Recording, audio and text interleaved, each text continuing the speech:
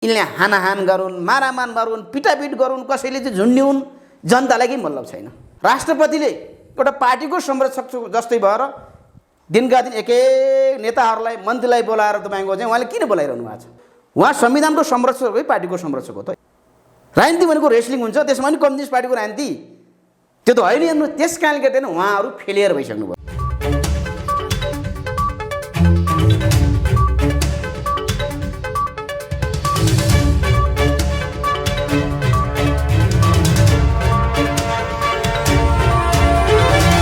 नमस्कार आदरणीय दर्शकवृन्द, AP news यात्राको यो अर्को एउटा विशेष संवादमा यहाँहरूलाई धेरै स्वागत छ। म रोहित भण्डारी। दर्शकवृन्द, आजको संवादमा हामी कुराकानी गर्दैछौँ सत्तारूढ दल नेकपाको चुलिएको विवादका सन्दर्भमा केन्द्रित रहेर सत्तारूढ दल नेकपाका युवा नेता प्रकाश रोकासँग। वास्तवमा अहिलेको यो विवादलाई युवा नेताहरूले चाहिँ कुन रूपमा लिइरहेका छन् कि बारम्बार विवादको चरम चुलीमा पुगेको नेकपाको यसपटकको विवादको समाधान त्यस्तो केही देखिन्छ या पार्टी साँच्चै अब फुटकै सङ्घारमा पुगेको हो? नेताहरूले जोगाउन सक्लान् नेकपालाई या अब नेकपा यो ढङ्गले मिलेर पनि अर्थ छैन र फुटे पनि फरक पर्दैन भन्ने लाग्छ नेकपाका युवा नेताहरूलाई? हामी हाम्रा आजका अतिथिसँग यो विषयमा केन्द्रित रहेर थप कुराकानी गर्दैछौँ। स्वागत छ। हस्, धन्यवाद। आराम हुनुहुन्छ? एकदम। के भयो तपाईँको पार्टीमा यस्तो सधैँ विवाद भएको छ कि? यो केही पनि भएको होइन। यो जे धरातलमा यो पार्टी एकता भएको थियो त्यसको परिणाम हो यो। किनभने यो सैद्धान्तिक वैचारिक धरातलमा यो पार्टी एकता भएको थिएन। जुन दिन जुन समय पार्टीका नेताहरूको स्वार्थ मिल्छ, गुट र त्यहाँ आबद्ध चाहिँ सदस्यहरूको स्वार्थ मिल्छ, त्यो दिन मिले जस्तो हुने। जुन दिन मिल्दैन यो फुटे जस्तो हुने। यो फुट्न पनि नसक्ने, नफुट्न पनि सक्ने। यो सैद्धान्तिक धरातलको त्यो जगमा चाहिँ यो पार्टी बनेको होइन? छैन। त्यो सैद्धान्तिक वैचारिक दस्तावेज दुईटै पार्टीका सैद्धान्तिक वैचारिक भनौँ न, विशेष गरेर जनताको बौद्धिक जनवाद र 21औं शताब्दीको जनवाद दुईटा दस्तावेज तल गएर बहस भएर एकता भएको पार्टी होइन। अझ भन्ने हो भने पार्टीका दुईटै पार्टीका तात्कालीन पार्टीका पदाधिकारीलाई पनि यो पार्टी एकता भएको जानकारी थिएन। उहाँहरूलाई कुन के मानेमा गर्नुभयो, कसरी गर्नुभयो केही पनि थाहा थिएन। एकता भइसकेपछि बाहिर आयो। त्यस कारणले गर्दा के देखिन्छ भने यो परिणाम आउने थियो निश्चित, होइन? त्यसैको अहिले तपाईँको चाहिँ अब इक्जाम एकाले दिने, फेल अरू भइरहने हुने काम मात्रै भयो। यो चाहिँ यो विवाद मात्रै भइरहन्छ, गार्र गुर्र मात्रै नेताहरूले गरिरहन्छन् कि यो पार्टी अब विभाजन नै हुन्छ भन्ने लाग्छ? मलाई यो पार्टी विभाजन गर्ने तागत कोही नेतासँग छ जस्तो लाग्दैन मलाई। अब केपीओले नै फुटाउनु हो भने त्यो त फरक बाटो हो। अरू कसैको तागत छैन फुटाउने। अरूले पार्टी फुटाउन सक्दैन। उहाँहरूको शक्ति नै छैन। के आधारमा भनिरहनु? उहाँहरू कसरी फुटाउनुहुन्छ त? छैन नि त। उहाँहरूले चाहिँ गुटका मान्छेलाई पनि सबैलाई इन्ट्याक्टमा राख्न सक्नु भएको छैन। उनीहरूका स्वार्थपूर्ति पनि गर्न सक्नु भएको छैन। उनीहरूकै पछि सती लागेर अब पार्टी फुटाउने पछिमा तलको कार्यकर्ता, किनभने तल्दै मान्छेसम्म इमान्दार र नैतिकमानहरूलाई पाखा लगाइएको छ, कर्नरमा राखिएको छ, जिम्मेवारविहीन बनाइएको छ, असरल उनीहरूलाई सडकमा अल्पत्र बनाइएको छ। तिनले कसको पछिमा किन लाग्ने र? होइन, पार्टी फुटे पनि के, नफुटे पनि के, त्यो आम पब्लिक जस्तै भइसक्यो कि। 2-3 वर्षको पिरियड त्यो देखाइसक्यो त। जनतालाई त मतलब छैन। यिनले हानाहान गरून्, मारामान गरून्, पिटापिट गरून्, कसैले चाहिँ झुन्ड्याउन्, जनतालाई केही मतलब छैन। किन जनताको पार्टी नै होइन भन्ने कुरा 3 वर्षले देखायो नि त। जनताका मुद्दा केही पनि छैन। प्रचण्ड के हुने, माधव नेपाल के हुने, केपी ओली के भइरहने, अमुक अर्को नेता के हुने र उनका पछि लागेका चाहिँ मान्छेहरू के हुने, अथवा 45 जनाभित्रको के हुने, यस्तो पनि पार्टी हुन्छ भने, यस्तो पनि कम्युनिस्ट पार्टी हुन्छ भने, यस्तो पनि कम्युनिस्टको बहस हुन्छ भने। त्यस कारणले के देखिन्छ भने यो फुटे पनि यो पार्टी सकिन्छ, नफुटे पनि पार्टी सकिन्छ। यही तालले है। त्यस कारण मैले भन्ने गरेको छु नि त। अब फर्स्ट र सेकेन्ड लेयरको लिडर भन्दा पनि थर्ड लेयरको बचे खुचेका नेताहरू त्यहाँ हुनुहुन्छ। नेतृत्व गर्न सक्ने क्षमता भएका, सैद्धान्तिक वैचारिक रूपमा आफूलाई परिपक्व बनाएका नेताहरू हुनुहुन्छ। उहाँहरूले चाहिँ अब तयारी हुनु पर्यो। त्यसका निमित्त उहाँले चाहिँ देशव्यापी रूपमा तपाईँको चाहिँ सच्चा मार्क्सवादीहरूलाई, सच्चा तपाईँको कम्युनिस्टहरूलाई, होइन, सच्चा तपाईँको चाहिँ देशभक्तहरूलाई अब चाहिँ पार्टीभित्रका भन्दैछु मैले, त्यो सबै लागेका सबै सच्चा छन् भन्ने छैन। तिनीहरूलाई तपाईँ गोलबन्द गरेर तुरुन्त तपाईँको अब हप्ताभित्र राष्ट्रिय विशेष महाधिवेशन गरेर हुने हो कि, राष्ट्रिय भेला गरेर हुने हो कि, राष्ट्रिय सम्मेलन गरेर हुने हो कि, अब चाहिँ पार्टीमा त्यो प्रकारको तपाईँको बहस सञ्चालन गरेर यो समस्या समाधान गर्नु पर्यो। यहाँले अघि भने जस्तो त्यो सिद्धान्त मिलेर एक भएको होइन नेकपा होइन, त्यो भएर सिद्धान्त नै नमिलिकन, त्यो विचार नै नमिलिकन, दृष्टिकोण नै फरक फरक भइकन एकै ठाउँमा जबरजस्ती त्यो जोडिएको पार्टी, यो यसको अर्थ के भनेर यहाँले जसरी भनिरहनु भएको छ नि, अब यो पार्टी फुटेरी फुटोस् भन्ने तहमा तपाईँहरू पनि पुग्नु भयो हो? होइन, हामी पुग्नुपर्ने र नपुग्नु पर्ने भन्दा पनि अब यसरी सधैँ तपाईँको अनिर्णयको बन्दी बनाएर राष्ट्रिय मात्रै अन्तर्राष्ट्रिय बेइज्जती खेप्नु भन्न त होइन, आफ्नो बाटो लागे बरु चाहिँ देशको हित हुन्छ कि क्रान्तिको एउटा चाहिँ बाँकी कारोबार पुरा गर्न तपाईँको चाहिँ त्यसले चाहिँ एउटा इँटा थप्छ कि होइन। र समग्र यो त गन्जागोलको अवस्था छ नि, यसले त धेरै कुरालाई बिगारिसक्यो नि त। न पार्टी चल्न सकिया छ, न सरकार राम्रोसँग चल्न सकिया छ, न देशलाई तपाईँको भएका समस्या समाधान गर्न तपाईँको चाहिँ पार्टी नेतृत्व र तपाईँको सरकारको नेतृत्व तपाईँको अग्रसर भएको देखिन्छ। आफ्नै भित्रका तपाईँको गुटबन्दीमा, आफ्नै भागभण्डामा उहाँहरू चाहिँ के गर्नुभएको छ, रस्साकसी गरिरहनु भएको छ। ल, एक दिनभित्र दुईवटा अध्यक्षबीच कुरा भएन भनेर न्युज आउँछ, फेरि मिडिया पनि त्यसैमा लागिरहेको हुन्छ है। हेर्नु त कस्तो विडम्बना छ कि एउटै पार्टीका अध्यक्षबीच बोलचाल बन्द भयो भनेर न्युज आउँछ, भोलिपल्ट दूतहरू भए, मध्यस्थताकर्ताले चाहिँ एकता संवाद तपाईँको चाहिँ हिन्ता तोडे, अब संवाद भयो, बालुवाटार फलानु अध्यक्ष गयो, कोटेश्वरमा हलानु भयो भनेर जुन प्रकारको लोभ हँसाउने काम भइरहेछ नि, यस्तो पनि कम्युनिस्ट तपाईँको चाहिँ आचरण, चरित्र, व्यवहार, नैतिकता हुन्छ भने ल अरू तपाईँको गैर कम्युनिस्टले त्यसो गरे, पञ्चले गरे, अर्कोले गरे भने पनि ल यस्तो हो भने कम्युनिस्ट भन्नेहरूले त अलिक फरक होला नि त, कि कम्युनिस्ट यस्तै हुन्छन् भन्नु पऱ्यो। त्यो हुँदैनन्। मैले जानेको त मार्क्सवाद त्यो होइन। अहिलेसम्म मैले भोगेको, पढेको, भनौँ न जे छ अनुभव गरेको कम्युनिस्टको नेता कार्यकर्ता हुनुपर्ने आचरण व्यवहार त्यो त होइन। त्यस कारणले के देखिन्छ भने यो प्रकारले तपाईँको चाहिँ उहाँहरू जानुभन्दा बरु अलग अलग भएर चाहिँ जाँदा पनि ठिक हुन्छ भन्ने जबरजस्त एउटा चाहिँ मनोविज्ञान हाम्रो पार्टीभित्र चाहिँ उत्पन्न भएको छ। अहिले प्रधानमन्त्रीले भनेको त्यसो भए ठिकै होला होइन, यसरी यो पार्टी अगाडि बढाउनुभन्दा अलग अलग हौँ, आफ्नो बाटो लागौँ भनेर जे भन्नुभएको छ, उहाँले ठिकै कुरा गर्नुभयो होला। त्यसो भए अब भित्र उहाँहरूको बिचमा यसो भयो भनेर बाहिर कुरा आइरहेको छ। अब भित्र के मानेमा उहाँले अलग अलग भयौँ भन्ने कुरा अब त्यो त जान्ने कुरा पनि भएन। बाहिर अब उहाँहरूले जो अध्यक्षसँग चाहिँ वार्तामा बस्ने अर्को अध्यक्ष र अरू नेताहरूले जसरी भनिरहनु भएको छ, के कुरामा चाहिँ प्रधानमन्त्रीले अलग अलौँ भन्नुभयो त, त्यो त उहाँले केही पनि भन्नुभएको छैन। सँगै नमिल्ने हो भनेपछि अलग अलौँ भन्नुभयो भन्नेमा त्यहाँ के मानेमा त, सरकार सञ्चालनमा हो कि होइन, सैद्धान्तिक पक्षमा हो कि? सरकार सञ्चालनका लागि सधैँ प्रचण्ड, माधव कुमार नेपाल लगायतले चाहिँ असहयोग गरे, सधैँ केपी शर्मा ओलीलाई चाहिँ त्यो चेपुवामा पार्न लागिरहे भनेर चाहिँ अलग हौँ भनेर भन्नुभयो अरे भनेर यति बेला त्यही पार्टीका, तपाईँकै पार्टीका माथिल्लो तहका केही नेताहरूले भनिरहनु भएको छ। त्यसलाई पनि कसरी के आधार मान्ने त भन्ने हो कि उहाँहरू बसेर फेरि लिखित गर्नुहुन्छ 5 वर्षको लागि केपीले नै भन्नुहुन्छ, त्यो मसिन नसुक्दै फेरि हट म आउँछु त्यो कुर्सीमा बन्नुहुन्छ। यी कसको विश्वास गर्ने कि यहाँ त? त्यसकारण मैले के भनेको छु भने राजनीति भनेको त नैतिक धरातलमा हुन्छ होला नि त होइन। राजनीति भनेको वैचारिक तपाईँको र सैद्धान्तिक पक्षलाई त त्यो विषयलाई तपाईँ पक्रेर हुने होला नि त। राजनीति भनेको देशको मुद्दालाई तपाईँको आत्मसात गरेर त्यसलाई टेकेर चाहिँ होइन अगाडि बढ्ने होला नि त। राजनीति भनेको त देशको वास्तविकतालाई तपाईँको अहिलेको जे नेपाली जनताले भोगिरहेका छन् नि ती विषयमा केन्द्रित भएर छलफल गरेर अगाडि बढ्ने होला नि त। माधव नेपालले मेरा मान्छे राख अथवा मेरा मान्छे किन हटाइस् भनेर तपाईँको चाहिँ कुस्ती खेल्ने, यो रेस्लिङ हो र भने? राजनीति भनेको रेस्लिङ हुन्छ, त्यसमा पनि कम्युनिस्ट पार्टीको राजनीति त्यो त होइन हेर्नु। त्यस कारणले गर्दैन उहाँहरू फेलियर भइसक्नु भयो कि, उहाँहरू असफल भइसक्नु भयो कि। उहाँहरूले आफ्नो तपाईँको चाहिँ जुन असफलतालाई ढाकछोप गर्ने यी प्रकारका तपाईँको तानामना बुझिरहनु भएको छ नि, यसले चाहिँ कालान्तरमा गएर उहाँहरूलाई तपाईँको यो जीवनको उत्तरार्धमा आएर मलामी घटाउने काम गर्नुभएको छ कि उहाँहरूले। यो गर्नु हुँदैन थियो। त्यस कारणले गर्दा मैले फेरि पनि यो तपाईँहरूको टेलिभिजनमा त आग्रह गर्छु, फर्स्ट र सेकेन्ड लेयरका नेताहरूले आफै अब घोषणा गर्नु पऱ्यो। हामी अब असक्षम भयौँ, अयोग्य भयौँ, हामीले चाहिँ पार्टी एकता गऱ्यौँ, चलाउन पनि सकेनौँ, पूर्ण रूपमा एकीकरण पनि गर्न सकेनौँ, न अगाडि बढ्न सक्ने न पछाडि हट्न सक्ने होइन। यथास्थितिवादमा मजाले हामी फस्यौँ। त्यसकारण तेर्सो तहका तपाईँहरू नेताहरू आउनुहोस्, हामी सल्लाहकारमा बस्छौँ, अब तपाईँहरूले देश चलाउनु पऱ्यो, अब तपाईँहरूले पार्टी चलाउनु पऱ्यो भन्नु पऱ्यो कि उहाँहरूले।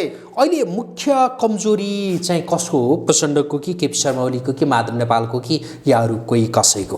होइन, अब जिम्मेवारीकै हिसाबले त दुईजनाले जिम्मेवारी लिनु पऱ्यो सबै।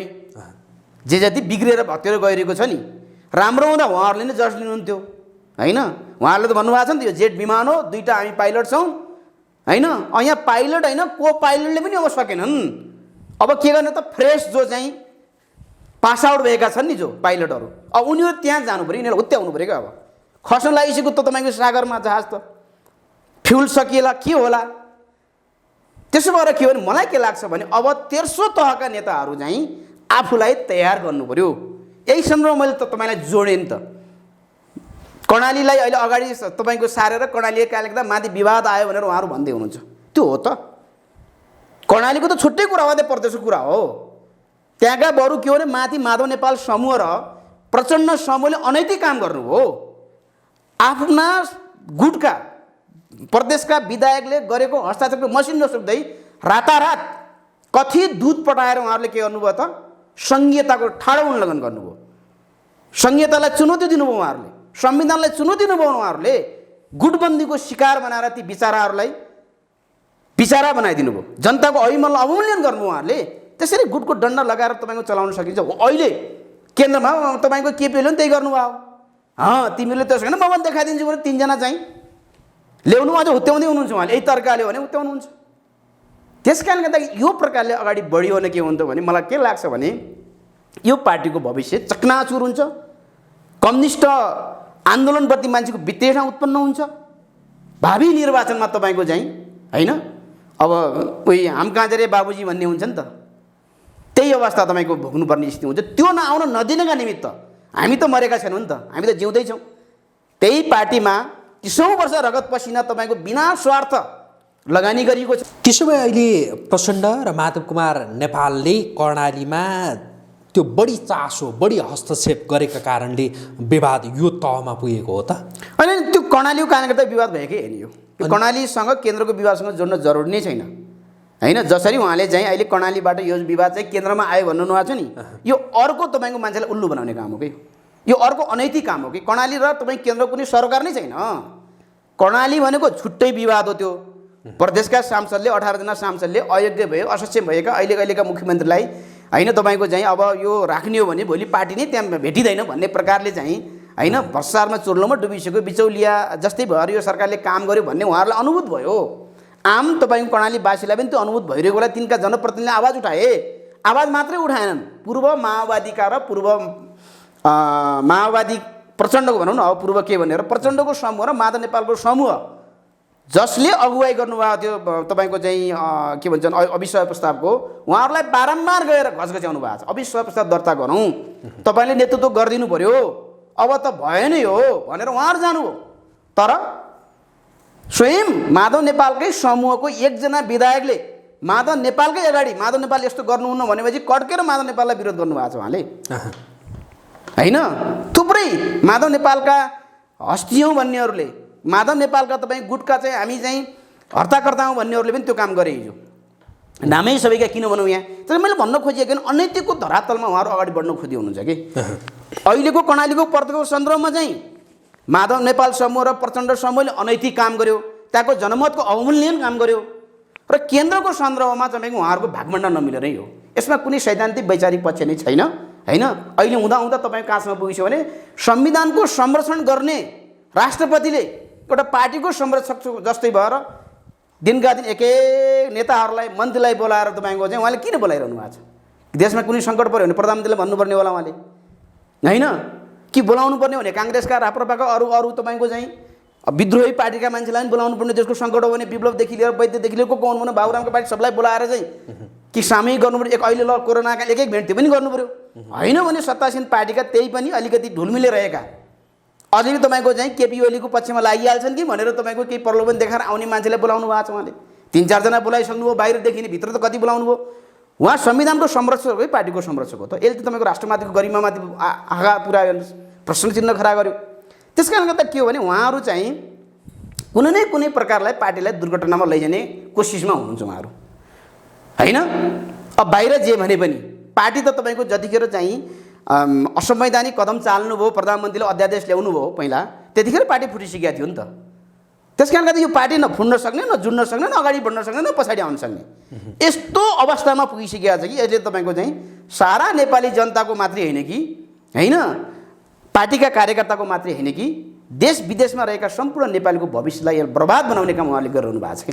तपाईँले अघि दोस्रो पुस्ता तेस्रो पुस्ताले हस्तक्षेप गर्नु पर्यो भनेर भन्दै हुनुहुन्थ्यो नि, त्यो पुस्ता तयार छ र? किनकि त्यो पुस्ता पनि तिनै अहिले माथिल्लो तहमा रहेका शीर्ष नेताको पछेटा मात्रै लागिरहेछ र त्यो गुटमा त्यो चुर्लुम्मै डुबेको छ भनेर भन्छन् नि, त्यसमा आश लाग्दो मान्छेहरू छन्? त्यो तपाईँले भनेको कुरा सत्य हो। माथिबाट सञ्चालित उपगुटका सहगुटका नगरौँ, अहिले गुटका तपाईँको चाहिँ कार्यकर्ताकै रूपमा उहाँहरू चाहिँ अहिले परिचालन हुनुभएको छ। त्यही गुटले तपाईँको सञ्चालन गरेका तपाईँको चाहिँ विभिन्न प्रकारका होइन तपाईँको चाहिँ योजनामा उहाँहरू चाहिँ आफूलाई तपाईँको चाहिँ अब्बल कार्यकर्ताको रूपमा तपाईँको अग्र मोर्चामा पनि समेत खटिरहनु भएको छ। तर मैले भने नि त जहाज त सागरमा खस्दैछ होइन। तपाईँको चाहिँ मानिलिनुहोस् कुनै एउटा गाडी हिँडिरहेको छ, भिरमा खस्दैछ, अब ड्राइभर नसक्ने स्थिति बनिसक्यो, कन्डक्टर पनि नसक्ने स्थिति बनिसक्यो, त्यहाँभित्र बसेका कुनै यात्रु चाहिँ यदि चाहिँ त्यो गाडी चलाउन सक्ने तपाईँको उसँग सिप छ भने त त्यहाँ गएर पनि स्टियरिङ सुमाएर बचाउनु पर्ने हुन्छ नि त। भने जस्तै अब त्यो आँट चाहिँ गर्नु पर्यो, किनभने समस्या दिन प्रतिदिन तपाईँको चाहिँ यति विकराल बनेर जाँदैछ कि यसले त के हो भने नेपाली जनताको भविष्य, देशको भविष्य, राष्ट्रको भविष्य मात्र होइन सिङ्गो कम्युनिस्ट आन्दोलनको भविष्य पनि जोडिएर आएको छ नि। यो अहिले त्यो गाडी चलाउने भनौँ न, गाडी भने पनि या अध्यक्षद्वयले त जेट नै भन्नुहुन्छ होइन, उहाँहरूको जेट तपाईँहरूको गाडी चलाउने ती पाइलट या तपाईँहरूको शब्दमा ड्राइभरहरूको दोष हो कि या त्यो गाडी या जेटकै त्यो थोत्रो भइसक्यो, अब काम नलाग्ने भइसक्यो, यो नि फेर्नुपर्ने अवस्थामा पुगेको? होइन होइन, यो दुईटा पार्टी फ्रेस जहाज त अथवा तपाईँको चाहिँ जेट त होइन नै। यो दुईटा तपाईँको चाहिँ पार्टीलाई अथवा पुराना पाटपुर्जालाई मिलाएर चाहिँ खेल आएकालाई रङ लगाएर यो प्रकारले बनाएको हो। यो फेरि यो नेकपा रूपी जेट भनेको, यसलाई जे भनौँ, जे भारी परिभाषा दिउँ, तर यसलाई अझै तपाईँको चाहिँ पाटपुर्जालाई राम्रोसँग हेरेर मजबुत बनाउन सकिन्छ नि त। भने जस्तै हामीले चाहिँ त्यहाँभित्र रहेका जति पनि नेता कार्यकर्ता हुनुहुन्छ त्यहाँ त सबै बेइमान त छैनन्, सबै गुटमा त लागिरहेको छैनन्, सबै राष्ट्रको दोहन गर्ने चिन्तनका मात्र छैनन्, सबै तपाईँको कम्युनिस्टको खोल ओढेर आफ्नो व्यक्तिगत स्वार्थ, गुटगत स्वार्थ, पारिवारिक स्वार्थलाई मात्रै तपाईँको चाहिँ लिनुपर्छ भनेर त्यो मानसिकता मात्र लागिरहेको छैनन्। त्यहाँ सच्चा मार्क्सवादीहरू पनि छन्, सच्चा कम्युनिस्टहरू पनि छन्, सच्चा तपाईँको चाहिँ के अरे वामपन्थीहरू पनि छन्, सच्चा देशभक्तहरू पनि छन्, साँच्चै देश र जनताको पक्षमा काम गर्ने, अझै पनि यो देशका लागि भोलिन्टियर गर्ने, स्वयंसेवा गर्ने त्यो चिन्तन भएका मान्छे पनि छन् त। त्यो प्रकारले जीवन र जगतलाई बुझ्ने विश्व दृष्टिकोण क्लियर भएका मान्छे पनि छन् त। जस्तो अहिले मैले बोलिरहेको छु नि त, मैले जति बोल्छु मैले आफ्नो अवसर गुमाइरहेको हुन्छु होइन, स्वार्थ गुमाइरहेको छु। तर मैले किन बोल्दैछु भने मैले भावी पिँढीको लागि बोलिदिनु पऱ्यो। म के हुँला, मन्त्री हुँदैमा, पार्टीको ठुलो नेता हुँदैमा, भोलि तपाईँको प्रधानमन्त्री हुँदैमा केही पनि हुँदैन रहेछ भने देखियो। किनभने अवस्था मात्रै तपाईँको चाहिँ जहाँको त्यहीँ रहेर व्यवस्था मात्रै फेरेर हुँदैन, किन हामीले त गणतन्त्र ल्याइसक्यौँ। मैले भन्दैछु नि त, अब यहीले काम गरेर अब जनगणतन्त्रमा जानु पर्यो मैले भन्दैछु। अब जस्तो अहिलेको यो पार्टी नेकपा यो कामै नलाग्ने अवस्थामा पुग्यो, यहाँका नेताहरू पुगे भनेर तपाईँले भनिरहनु भएको छ।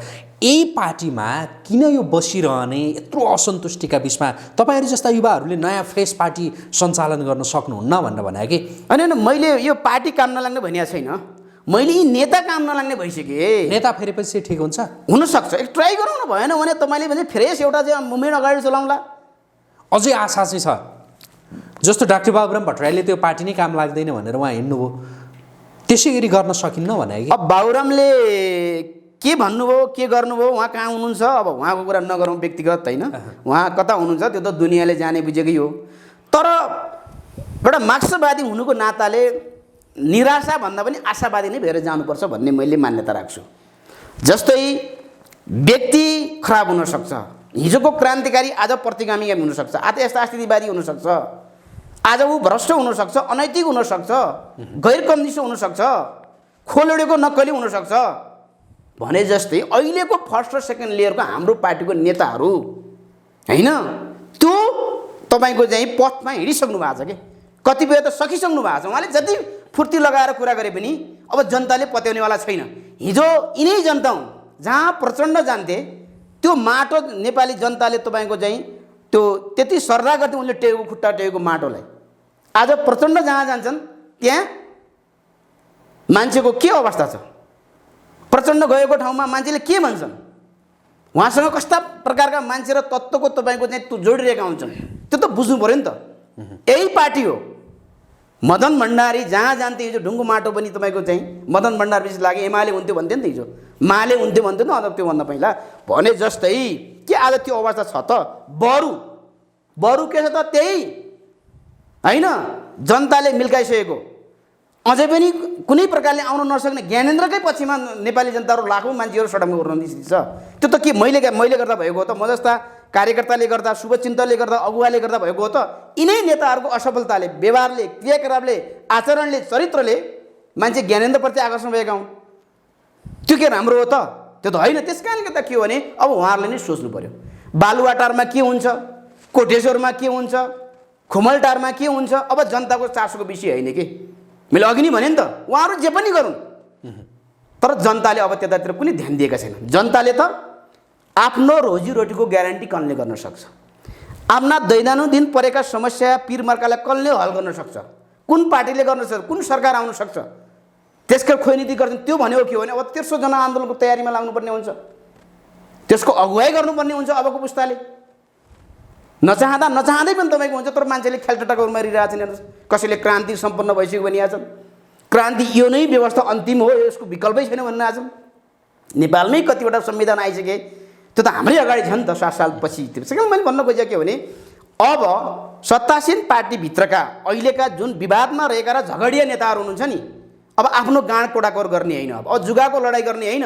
हामी असफलताको चाहिँ पथमा हिँडिसक्यौँ, हामी असफल भइसक्यौँ होइन। अब हामीले नेपाली जनताले विश्वास गर्दैनन्, त्यसकारण विश्वास गर्ने हामीले उत्पादन गरेका हाम्रा उत्तराधिकारी पनि छन्। त्यो भनेको थर्ड लेयरको नेताहरू हो। उहाँहरूलाई अब चाहिँ पार्टी नेतृत्व र सरकारको नेतृत्व हस्तान्तरण गर्नुपर्छ भनेर त्यो साहस, त्यो आँट र त्यो तपाईँको चाहिँ भावना अब जागृत भएर चाहिँ पुस्तान्तरण गर्नु पऱ्यो कि उहाँले। यो विवादको कारण चाहिँ यहीँको आन्तरिक हो कि या बाह्य शक्तिहरूले पनि उक्साइरहेछन् र यहाँका नेताहरू उक्सिरहेछन्? यो विवाद तपाईँको आन्तरिक मात्रै होइन, बाह्य पनि हो। बाह्य पनि छ। यतिखेर कुरा गर्ने हो भने जब रको प्रमुख र उसको तपाईँको चाहिँ टोली भनौँ न नेपाल आयो सामन्त गोयलको नेतृत्वमा, त्यसपछि विवाद आयो। प्रधानमन्त्रीलाई भेटेको छ त्यो टिमले, माधव नेपाललाई भेटेको छ, प्रचण्डलाई भेटेको छ, बाबुरामलाई भेटेको छ, अर्को कोलाई भेटेको छ होइन। त्यसपछि विवाद आएको छ। ऊ नआउँदै अगाडि किन विवाद आएन त भन्ने हामीले त प्रश्न गर्न सक्छौँ नि त। यद्यपि त्यो होइन भनेर तपाईँको ढाकछोप गर्ने होइन, त्यसपछि बचाउ गर्न खोज्ने ठुलो तबका छ, हाम्रै पार्टीभित्र छ। म जस्तै अगुवाहरूले, कार्यकर्ताहरूले, नेताहरूले त्यहाँ बचाउ पनि गर्न अनुभव छ। तर मलाई के बचाउ गर्ने, मेरो लेनदेन के होइन। पार्टी भनेको कसैको व्यक्तिको कम्पनी त होइन, एनजिओ त होइन होइन। यो पार्टी भनेको तपाईँ हामी सबै नेपाली जनताले यो हो ठिक भने पो पार्टी हुन्छ, नत्र भने तपाईँको यो पार्टी पौवा जस्तै हुन्छ यो। त्यस कारणले गर्दा के हो भने यो हामीले भन्न सक्नु पऱ्यो कि त्यो त हो भन्ने कुरा त उहाँहरूले नै रहेको चिफले राति प्रधानमन्त्रीलाई सरकार निमारमा भोज सहितको भेटिसकेपछि त्यही प्रचण्ड माधव नेपाल लगायतले त विरोध गर्नुभयो नि त, त्यसले पनि देखिन्छ होइन। त्यस कारणले गर्दा के हो भने यो यता नेपालको तपाईँको राजनीतिक ठाडो हस्तक्षेप छ। अब भारतको सेना अध्यक्षको कुरा नै आइसक्यो, जसले नेपालको सार्वभौम सत्ताका विरुद्ध बोल्यो होइन, जसले नेपालको अखण्डताका विरुद्ध बोल्यो र स्वतन्त्र मुलुकमाथि आघात पुर्याउने शब्दावली प्रयोग गर्यो, त्यसलाई हामी मानार्थ तपाईँको चाहिँ सेनापतिको पदवी दिन्छौँ। त्यही पनि राष्ट्रपतिको शीतल निवासमा राष्ट्रपतिले सम्मान गर्नुहुन्छ भने हामी नाङ्गो रूपमा देशमा हस्तक्षेप भन्ने जब हामीले जो बुझाइ हामीले राखेका छौँ भनेपछि यो त पार्टीभित्र त तपाईँको चाहिँ सर्टेन लेभलको नेताहरूलाई चाहिँ बाहिरी शक्ति राष्ट्रहरूले, एजेन्टहरूले र यो प्रकारका तपाईँको देश र जनतालाई बर्बाद बनाउने तत्त्वले परिचालन गरिरहेका हुन्छन्, उनीहरूको योजना अनुसार सञ्चालन गरिरहेका छन् भन्ने कुरा त मैले बारम्बार भन्दै आइरहेको छु नि त्यो यहाँबाट हाम्रो पार्टीको नेतृत्व हाम्रो पार्टीका नेताहरू अछुतो छन् भनेर मैले भन्न मिल्दैन, त्यो होइन पनि। अब अर्को सन्दर्भ, नेकपामा यति ठुलो विवाद भइरहँदाखेरि यता पूर्व राजा ज्ञानेन्द्र शाहका पक्षमा जय जयकार गर्दै मान्छेहरू सडकमा उर्लिरहेछन्।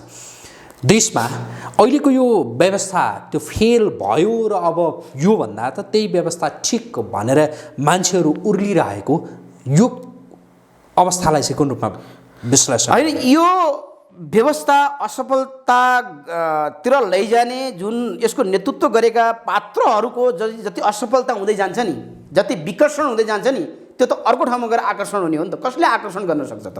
जनता भनेको कसैका त रैती होइनन्, कसैका त प्रजा होइनन्। हिजो रैती र प्रजा हुँदा त विद्रोह गरेर तपाईँको चाहिँ 100औं वर्ष शासन गरेका शासकहरूलाई घुँडा टेकाएर सदाका नीति समाप्त बनायो भने अहिलेका यी संसदीय दलका नेताहरू को हुन् र? यी जनताले भोट दिएपछि ठुला हुने हुन्, यी जनताले भोट दिएपछि ठुला नेता भएर तपाईँको राज्यको दोहन गर्ने हुन्, देशको विकास तिनले गर्न सक्दैनन् भन्ने देखिसक्यो। यी जनताले पत्यान भने के हुन्छ त, हाम कहाँ रे बाबुजी भनेर भोलि तपाईँको चाहिँ जनताका अगाडि शरणम गर्नुपर्ने, सिलिन्डर गर्नुपर्ने, जनतासँग भिख माग्नुपर्ने अवस्था त आउँछ नि त। त्यो त उहाँहरूले नबुझिया हो र त्यो भएर उहाँहरू सत्ता सुन्न चाहनुहुन्न। आफ्ना अघि पछाडि तपाईँको टाइटन टुटी गरेका साइरनवाला तपाईँ हामीले कर तिरेको पैसामा जुन सेक्युरिटी उहाँहरूले चाहिँ थप्न उहाँहरूले छोड्नुहुन्न। कति दिन चल्छ त्यसरी? संसारका बादशाहहरू, संसारका तपाईँको चाहिँ आफूलाई शक्तिशाली भन्नेहरूको अवस्था के भइरहेको छ त्यो उहाँहरूले नबुझिया हो र? त्यस कारणले गर्दा के उहाँहरू सुध्रिनुको विकल्पै छैन। यो व्यवस्था दीर्घायुको लागि होइन भने तपाईँले भने जस्तै प्रतिगामी शक्तिले चाहिँ छलाङ मार्ने वा क्रान्तिकारी शक्तिले छलाङ मारेर तेस्रो जनयुद्ध के अरे जनआन्दोलन हुने, अब त्यतातिर मुलुक जान्छ, अगाडि बढ्छ। अहिलेको यो व्यवस्था भन्दा त त्यही व्यवस्था ठिक भन्न थाले नि मान्छेहरू, होइन? त्यो जनमत पनि छ।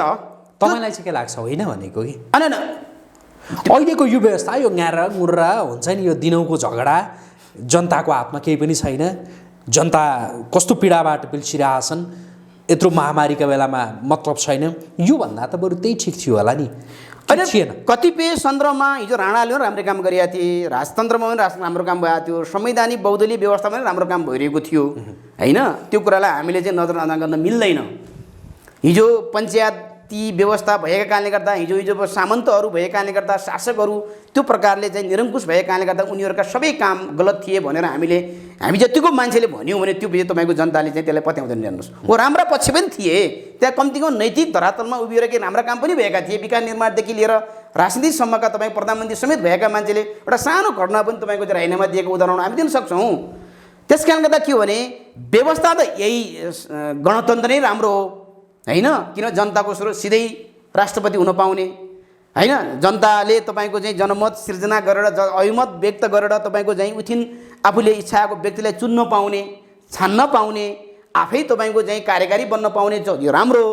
तर के भयो त, चिन्तन, व्यवहार, क्रियाकलाप राजाहरूभन्दा पनि झन् घटिया भएर, झन् भ्रष्टीकरण भएर, झन् अनैतिक भएर, झन् देश र जनतालाई तपाईँको बर्बाद बनाउने तपाईँको चिन्तनका साथ उहाँहरू पढ्नु पऱ्यो। तपाईँले भने जस्तै त्यो प्रकारको जबरजस्त तपाईँको चाहिँ मान्छेले प्रश्न गर्ने ठाउँ आयो। त्यस कारणले गर्दा के हो भने मलाई के लाग्छ भने यसले त अब के गर्छ भने अब यो देश प्रतिगमनतिर जानेर राजाले फेरि तपाईँको चाहिँ शासन सत्ता हातमा लिने अथवा तपाईँको राजतन्त्र आउने अथवा राष्ट्र संस्था पुनर्स्थापना हुने भन्दा पनि त्यो जनमत होला। तर अब हुने के हो भने अहिले चाहिँ अग्रगमनकै बाटोलाई तपाईँको पक्रने, अग्रगमनतर्फै तपाईँको जनतालाई आकर्षित गर्ने, त्यसमा लामबन्द लगाउने र मैले अघि भने त तेस्रो जनआन्दोलनको एउटा क्रान्तिको उपहार लिएर, होइन, देशलाई तपाईँको चाहिँ त्यतातिर डोर्याउने भन्ने मैले सम्भावना बढी देख्दैछु।